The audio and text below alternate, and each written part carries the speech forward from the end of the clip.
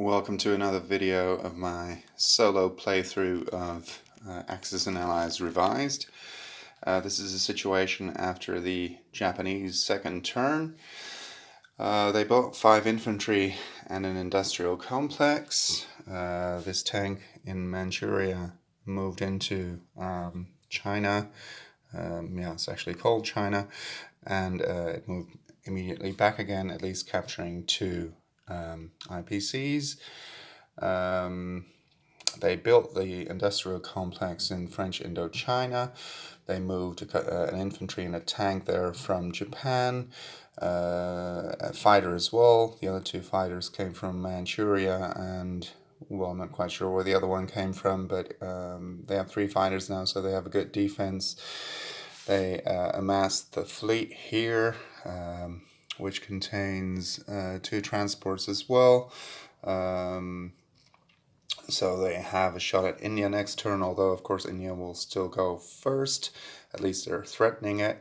I was doubting between placing an industrial complex here or here. Of course, the advantage would be that in the East Indies I would be able to place 4 new units each turn rather than 3.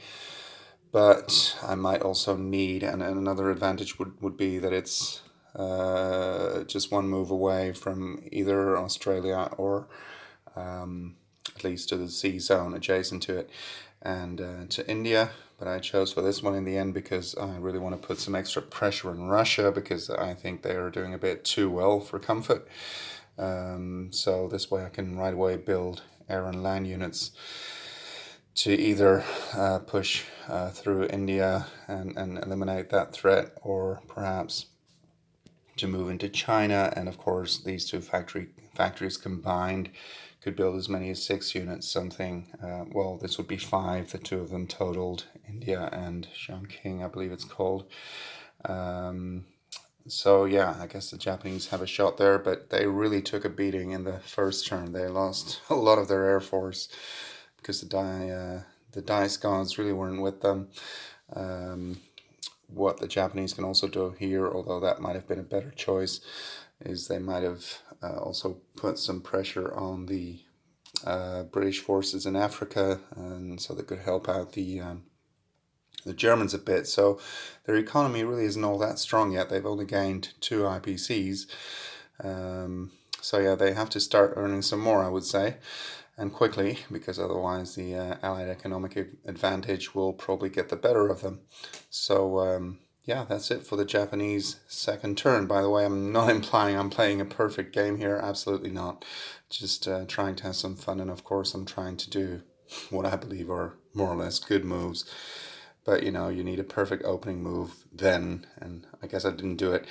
And besides that, yeah, the dice gods also need to be with you a little bit. But anyway, it's still nice to see. I've just watched a couple of videos on YouTube by